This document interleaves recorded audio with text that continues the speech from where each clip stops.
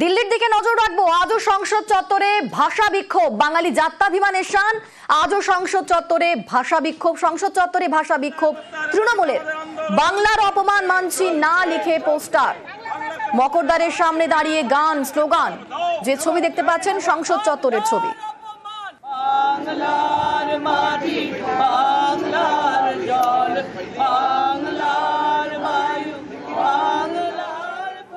আমাদের সঙ্গে রয়েছেন প্রতিনিধি মৈত্রেয়ী। মৈত্রেয়ী, আজকের কি ছবি, কারা কারা রয়েছেন? দেখো, আজকে ফের তৃণমূল সাংসদরা বাংলা বাঙালি ইস্যুতে তারা আজও বিক্ষোভ দেখিয়েছেন এবং সংসদ চত্বরে মকরদ্বারের সামনে দাঁড়িয়ে সমস্ত সাংসদরা, যেখানে দোলা সেন থেকে শুরু করে শতাব্দী রায় সহ অন্যান্য সমস্ত সাংসদরা তারা উপস্থিত থেকেছেন এবং বিতব্রত বন্দ্যোপাধ্যায়,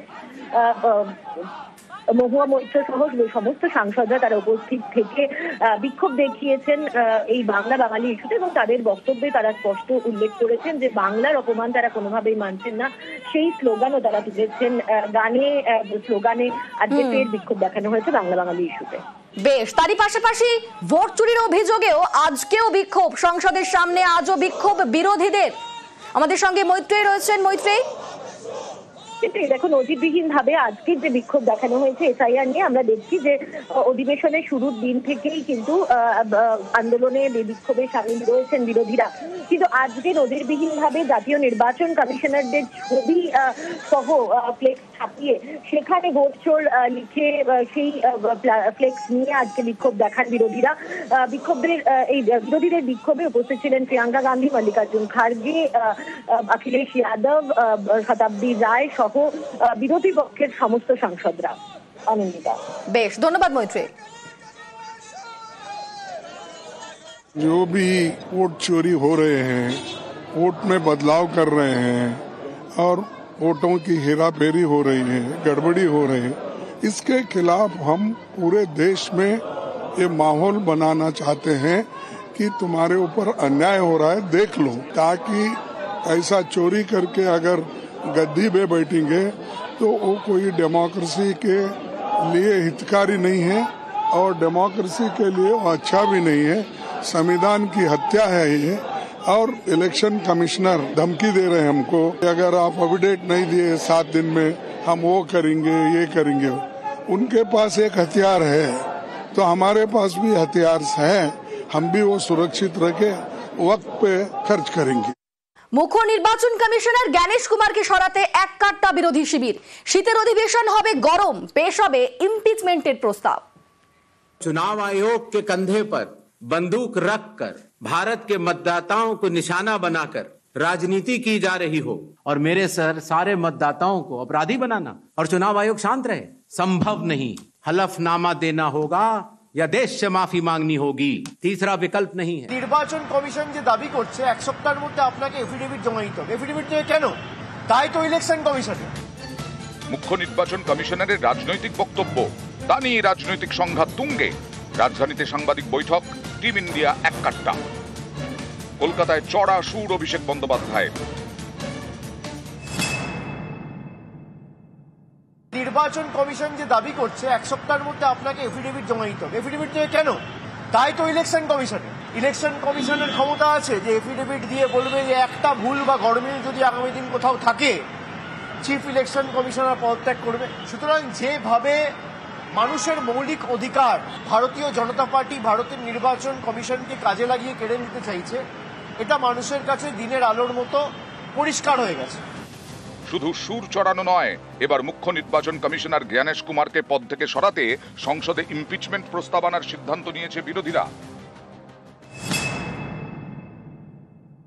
যেভাবে সংবিধান বিরোধী এবং গণতন্ত্রের পরিপন্থী হিসেবে ভারতের নির্বাচন কমিশন কাজ করছে, ইমপিচমেন্ট মোশন নিশ্চিত করে মুভ করা হবে, পরের সেশনে মুভ করা হবে। একবার মোশন যদি মুভ হয় কোনো সেশনে, তাহলে সেই সেশনেই তার ফলাফল এসে যায়।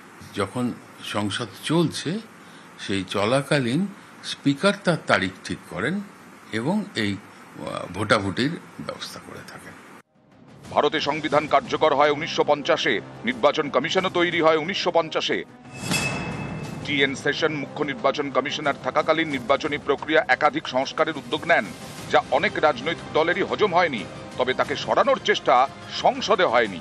নিউজ 18 বাংলা। 3 বছর ধরে চলছে রাশিয়া ইউক্রেন যুদ্ধ। এবার কি থামবে রাশিয়া ইউক্রেন যুদ্ধ? ত্রিপাক্ষিক বৈঠকে যুদ্ধ শেষের তোড়জোড়। যুদ্ধ নিয়ে ট্রাম্প জেলেনস্কি বৈঠক, আর বৈঠকের পরই পুতিনকে ফোন করেন ডোনাল্ড ট্রাম্প। জেলেনস্কি পুতিন বৈঠকের প্রস্তাব ট্রাম্পের, আর এই বৈঠকের পরে হবে ত্রিপাক্ষিক বৈঠক। বৈঠক হবে ট্রাম্প, পুতিন, জেলেনস্কির মধ্যে। আমাদের সঙ্গে এই মুহূর্তে রয়েছেন সহকর্মী অতনু। যেই যুদ্ধ এতগুলো বছর ধরে চলে আসছে, সেই যুদ্ধ কবে থামবে তা এখন গোটা বিশ্বের মাথা ব্যথার কারণ।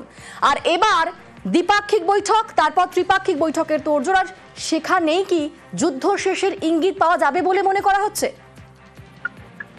একটা ইঙ্গিত রয়েছে, তারা গতকাল যে বৈঠক হয়েছে ট্রাম্পের সঙ্গে, সেই বৈঠকে আরো অনেকে ছিলেন। আরো অনেকে মানে হলো ইউরোপের মহাশক্তিধর দেশগুলো যাদের বলা হয়, তাদের মধ্যে ইতালি, জার্মানি এবং তার সঙ্গে ফ্রান্স, ব্রিটেন, প্রতিনিধিরা সবাই ছিলেন। ন্যাটোর তিনি এই মুহূর্তে জেনারেল সেক্রেটারি তিনি ছিলেন, এবং ইউরোপীয় কমিশনের জেনারেল সেক্রেটারি ছিলেন। তো সবারই কিছু না কিছু বিষয় রয়েছে এই বৈঠকে, মানে এই যুদ্ধের সঙ্গে জড়িয়ে রয়েছে, এদের সবার স্বার্থ। তো সবাই যখন একমত হয়ে একটা জায়গা তৈরি হয়েছে যে এই প্রথম এই যুদ্ধের মাঝে এই প্রথম দুই দেশের দুই রাষ্ট্রনায়ক অর্থাৎ পুতিন আর জেলেনস্কি তারা মুখোমুখি বসবেন বলে ঠিক করেছেন, তাহলে একটা ইঙ্গিত তো পাওয়াই যাচ্ছে। কিন্তু জেলেনস্কি রাজি হয়ে গেছেন, এটাও একটা ভালো খবর। জেলেনস্কি বলছেন আমরা সম্পূর্ণ রাজি, আমি পুতিনের সঙ্গে বসতে রাজি, এবং পরবর্তীকালে যদি ট্রাম্পের সঙ্গে বসতে হয়, মানে 3 পক্ষ একসঙ্গে বসে যদি বৈঠক করতে হয় তাতেও রাজি। কিন্তু এই বৈঠকের আগে কোনো শর্ত দেওয়া চলবে না। অর্থাৎ যে শর্তের কথা পুতিন প্রথম থেকেই বলে আসছেন যে 2014 সালে তারা ক্রিমিয়া দখল করে চলছে, ক্রিমিয়া নিয়ে কোনো কথা হবে না। দ্বিতীয়ত ডনবাস পর্যন্ত রাশিয়ার সেনা পৌঁছে গেছে, সেই ডনবাস পর্যন্ত এলাকা রাশিয়াকে ছেড়ে দিতে হবে। এইসব শর্ত চাপিয়ে যদি বৈঠকে বসতে বলা হয়, তাহলে ইউক্রেন বৈঠকে বসবে না, জানিয়ে দিয়েছেন জেলেনস্কি। সুতরাং কোথাও একটা সমঝোতার জায়গা তৈরি হলেও বেশ কিছু কাঁটা এখনো রয়ে গেছে, এবং আমেরিকা বিশ্বাস করে আগামী কয়েক সপ্তাহের মধ্যে এইসব কাঁটা একটা সিদ্ধান্তে আসা যাবে। হয় অনন্তকাল যুদ্ধ চলবে, না হলে যুদ্ধ হয়তো থামবে। একেবারে অতনু, শেষমেশ এই বৈঠক হয় কিনা এবং সেই বৈঠকে দুটো দেশের রাষ্ট্রনেতা অর্থাৎ পুতিন এবং জেলেনস্কি মুখোমুখি হলে কি কথা হয়, বৈঠকের শেষে কি হয়, অবশ্যই সেদিকে নজর গোটা বিশ্বের। The war is going to end. When it ends, I can't tell you, but the war is going to end, and this gentleman wants it to end, and Vladimir Putin wants it to end. I think the whole world is tired of it, and we're going to get it ended. It was, I've done 6 wars. I've ended 6 wars, and I thought this maybe would be the easiest one, and it's not the easiest one. It's a tough one. A lot of reasons for it. And they'll be talking about it for a long time, but they'll be talking about the others. Look, India, Pakistan, we're talking about the big places. We don't have any day. We just conformed after this productive meeting with the President and then with all our colleagues, with the partners, we confirmed that we are ready for a trilateral meeting. And if Russia proposed to President of the United States bilateral, and then we will see the result of bilateral, and then it can be the trilateral. So I said always, so Ukraine will never stop on the way to peace, and we are ready for any kind of formats, but on the level of leaders.